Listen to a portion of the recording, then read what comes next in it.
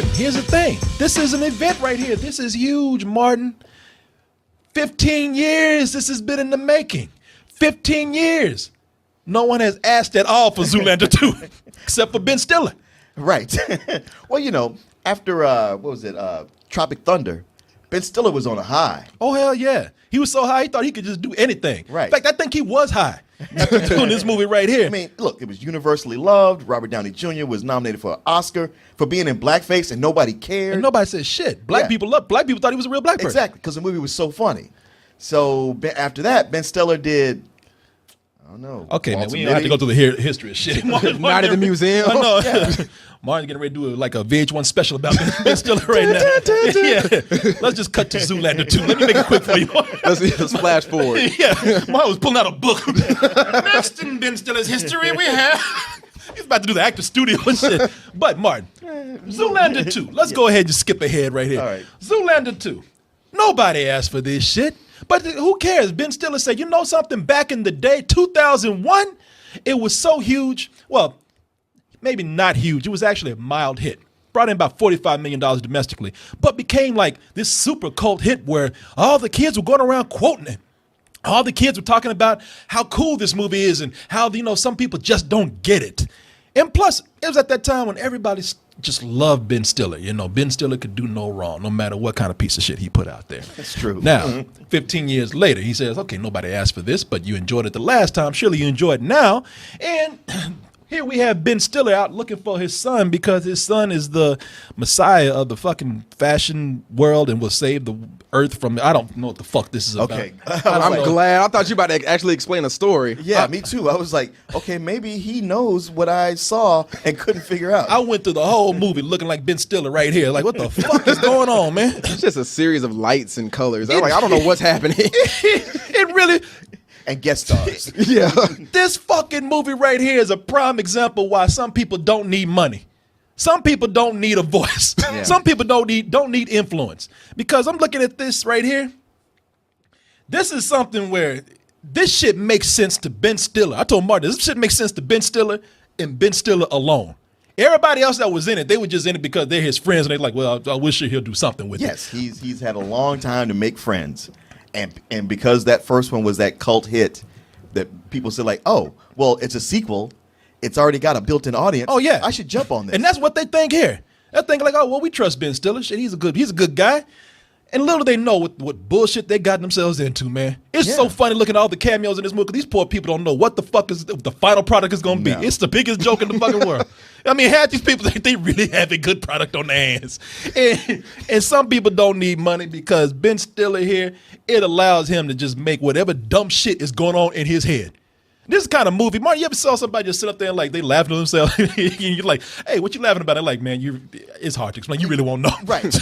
You really don't want to know. And when people do that, the thing to do is to say, okay. Yeah. And walk on. Yeah. Because anytime, I swear, anytime you go like, no, tell me. No. You will not be satisfied with the answer. Anytime somebody got high and they're sitting up there laughing, don't ask them what was going on when they're sober. It'd be the dumbest fucking thing in the world. Like Martin said, the time that you should say, hey, you know what? I don't want to know. Walk away. No, somebody gave Ben Stiller $30 million. Oh, $50 million. $50 million. $50 million. God damn.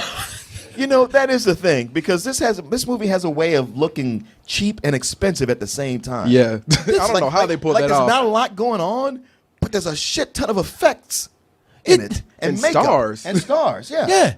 It really does bewilder me what's going on here.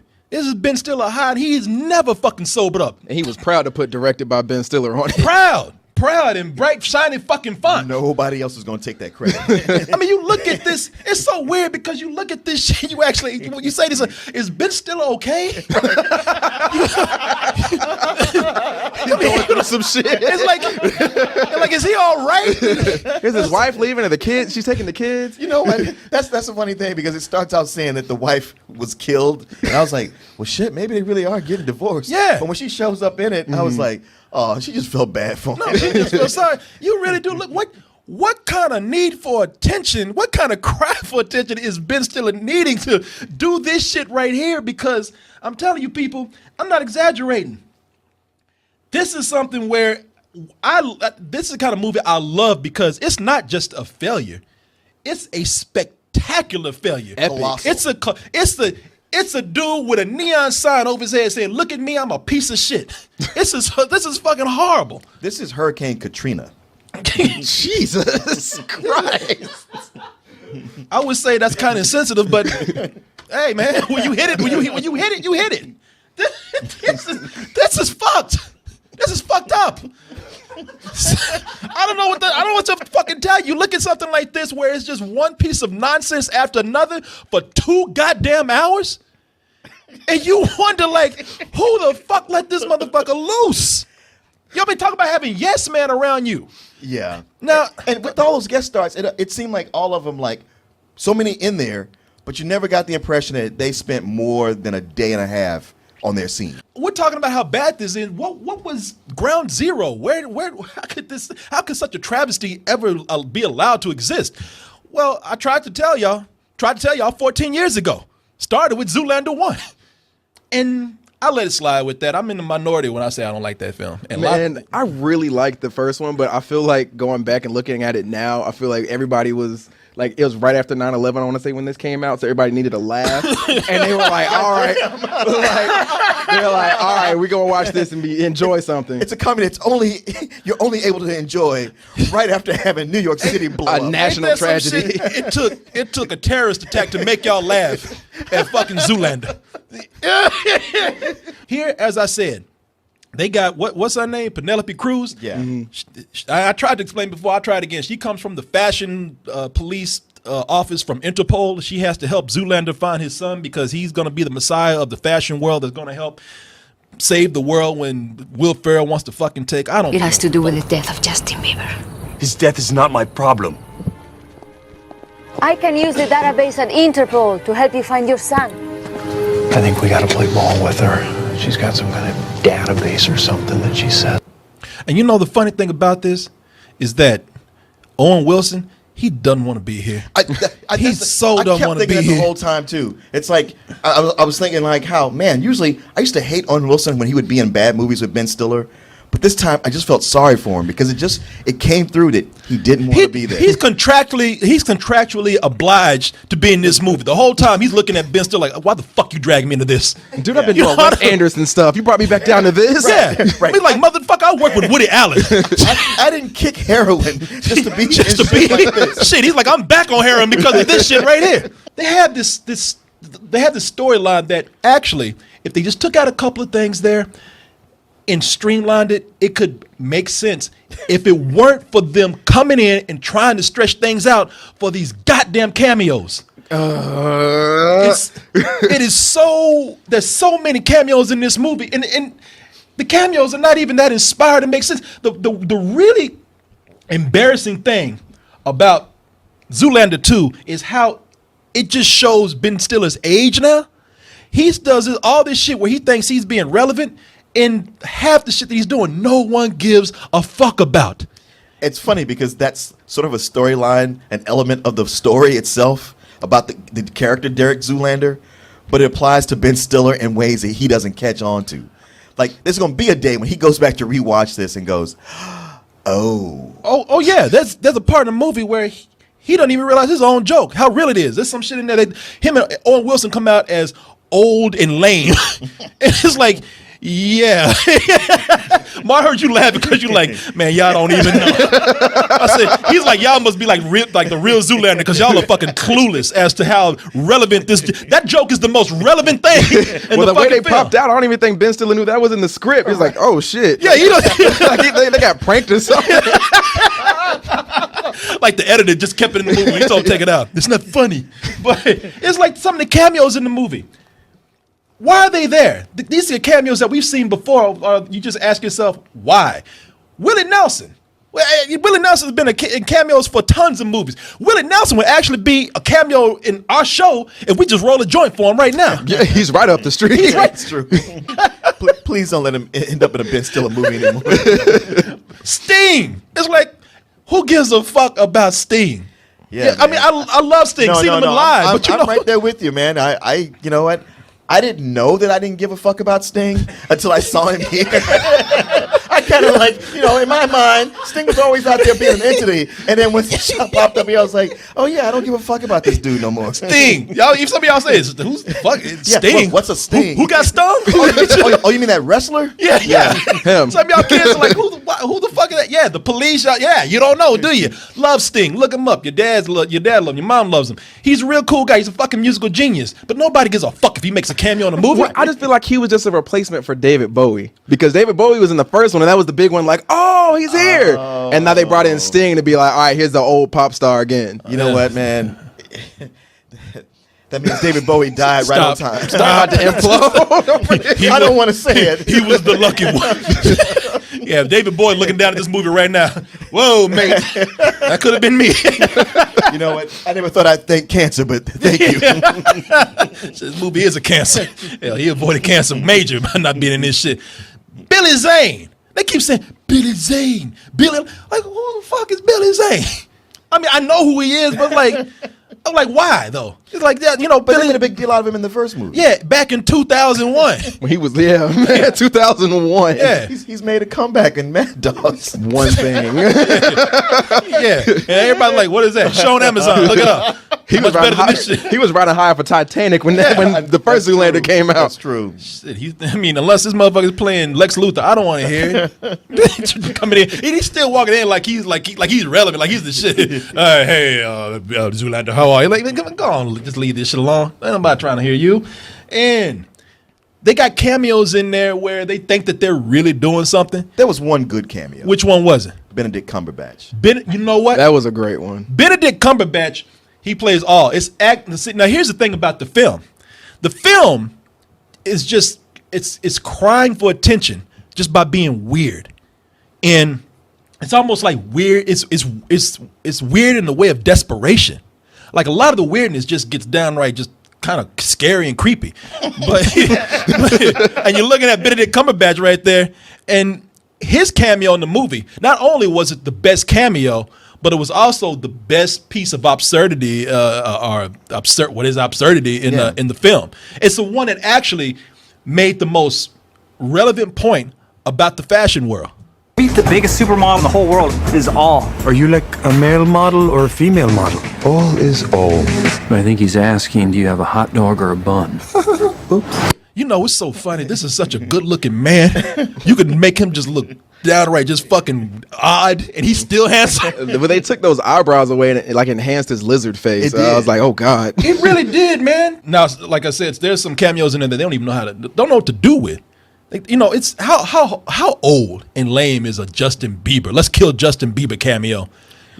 All for the we killed Justin Bieber, but it opens the movie and it's just, I don't know, man. And the thing about that is that Justin Bieber, see, y'all trying to make wrong time trying to pick on Justin Bieber because he kind of has a good album out right now. Yeah, so it's like good. so like all the black people out there talking about, man, his album kind of bumping. It's like, nah, this shit don't work. People got mad. They're like, man, don't kill Bieber, man. I like his album. Especially since we've seen that in CSI Miami or whatever the TV show was where he got lit up out of van. Yeah, this shit is so bad that y'all can't even be on time with a Justin Bieber joke. They shot Justin Bieber years ago. He's wired. He's got a bomb. There's no bomb! What? Don't shoot! Don't shoot! No! Damn!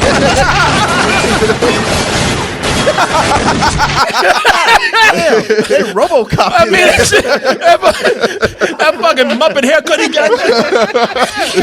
look at that shit. It looks like it's about to fly off. Wait, did you get it? But the thing that actually kind of made this a step above all the bad stuff that's in here, the one thing that kind of gave this hope, at least for me, and this has come from me who I say this guy gets on my nerves sometimes, is Will Ferrell. When Will Ferrell came in as his character, what was it? Mugatu. When he came in, now he's a weird dude himself, so he knows how to embrace silly shit like this. Sure. He knows how to embrace weirdness and being odd. And so when he came in, he fit right in. And the only time I even kind of chuckled hard were from his scenes, which when he's introduced is actually kind of clever. When I watched this, it could all be one thing to say that this is bad. But if his heart was really into this, like if I thought he was actually a competent director with this, then maybe I'll go in and say, you know something, I forgive it on some things. And Martin, we just got through talking about Tropic Thunder. You brought it up at the beginning of the review. Talked about how Robert Downey was directed so well. This is the only time in history that you will see a white man in blackface and no one says shit Exactly. about it at all. That's how great this movie was, and that's how competent Ben Stiller was with that. In this movie, he, like I said, he's so desperate to let the weirdness of this film speak for itself that it's embarrassing. It's like, you ever been to a friend's house and they have a kid and that kid wants attention so bad he just starts doing weird shit and wearing weird stuff, and you're not laughing, you're just embarrassed with the kid. You just tell the people, hey, what's the fuck is wrong? Your kid's broken. Yeah. You want to get this motherfucker away from me? That's what this is like, man. This is something that is so desperate to get a laugh from you that is reaching in places that it really should not go. And for that, I say that this is this is bullshit. I'll tell you one more example right here. One more example. A few months ago, we all were talking about, we saw the trailer for Zoolander. Mm-hmm. And at the time, I had mentioned to y'all that there was a Zoolander animated series. And I showed you that shitty picture right here.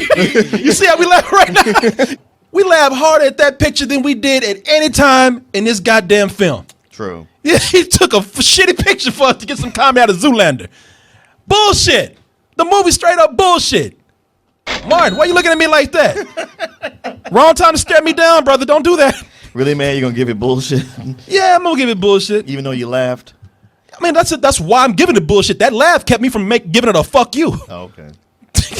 Yeah. Fair enough. Yeah. I mean, somebody take this shit. I'm tired of talking about I feel like he's channeling Adam Sandler. I think he got all of his friends together and was like, you know what? We can go to Europe on a $50 million budget and just go have some fun. He got all these people around him that really weren't doing much of anything, as opposed to the first movie where he actually had a whole bunch of models and they were in a setting where it actually fit. They were in New York. They were there during Fashion Week. So everything made a whole bunch of sense. Unfortunately, this goes the complete opposite direction. Nothing makes sense. Like you said, we only got one laugh out of it. And I feel like, and this, it pains me to say this, because I was thinking about this when I was watching this movie. I was like, I might owe Marlon Wayans an apology. Because he knew when to quit. He knew when to quit, and he knew what his budget was. $5 million for 50 Shades of Black, $50 million for this. When I saw, because I looked at the running time, and the movie started at 7, but they got to show trailers. Uh-huh. And by the time so the movie started around 7:20. I looked at my phone at 8 o'clock, and I was like, God damn, we still have over an hour to go. It wasn't quite. It ended about 8:50. Oh shit! It was at 8:50 when we knew that we could get up and walk out. Yeah. Anyway, Martin, how you feel about this? I loved it. Oh, I'm sorry, Corey. Please. Yeah, you cut him off. Sorry, man. Yeah. Fuck you. Fuck this movie. Oh, fuck everything. To me. Well, both. Yeah. Fuck Zoolander too, man. It's. I feel like they took a cult movie that they had a good grasp on, and then they just butchered the hell out of it and made this abortion of a film. It felt just so very, very desperate. Like Ben Stiller wanted to do it because he hasn't had a hit in a while, and he really put a lot of his chips on Walter Mitty, which did not pan out at all. Oh yeah. And with this, it's almost like he took, whatever goodwill the first movie had, and circulated around a list, emailed it to all his celebrity friends, and every time somebody said like, yeah, I could do it, their name was added, so the next person got it. So he got enough people to sign on, and just said like, hey, it'll be a quick shoot, won't cost you anything, I'll have you in and out, maybe you get a vacation out of it. I kept thinking this movie is just the lowest of low bullshits. Then I remembered something. I was hanging out with Cargill last Friday, who's he's on first name terms with Benedict Cumberbatch. Obviously, you're not. right. Yeah. He's on first name basis with Benedict Cumberbatch because doing Doctor Strange and all. And he was telling us how Benedict told him, "No, the movie's great. It's got this charm that nobody sees." Was he dressed like that when he told? That is Doctor Strange. Yeah, you look no stranger than that. Yeah, he's gonna come back to us telling us how we're just gonna see how good this movie is, and I'm like, nah, man. Cargill told you this? Oh, you're gonna love it. He told us that Benedict told him that. Well, that's classic Cargill. I know. And I'm like, man, this movie, fuck you. Oh, okay. Yeah. Shit. I thought you had another one, and I thought you were stretching out. Do you know what pushed me over from a somewhat bullshit to a fuck you? They took one of my idols and just made him. Who's your idol? Not Billy Zane? Kiefer Sutherland. I don't want to ruin it just in case people want to see this after we've talked about it. Well, fuck, I'm ruining it. Fucking Neil deGrasse Tyson. Oh, yeah. Shit, I forgot about that. Yeah, The second he showed up, I was like, oh, that's it. I'm done. I am done. I checked out. I mean, that is your idol because you actually look like him now. If you shave that beard and keep that mustache. Stars, black holes. What's and really shit. sad is that when he comes on the first time, you're kind of like, but they got a lot of people in here, and he just didn't know. But when he pops up a second time, you go like, man, that's on you. And that shit was forced too. He wanted to do that. Yeah, he thought he was really doing some shit. Even Willie Nelson like, damn, brother. You can get some love than that. I'm gonna tell you right now, I don't know how it's gonna do, but the theater was pretty much empty. Yeah, Except for that one dude that really wanted to see Zoolander because he was in there. I got a feeling he was a plant by Ben Stiller. They could give it a better rating. It might have been Ben Stiller. We never looked. That's true.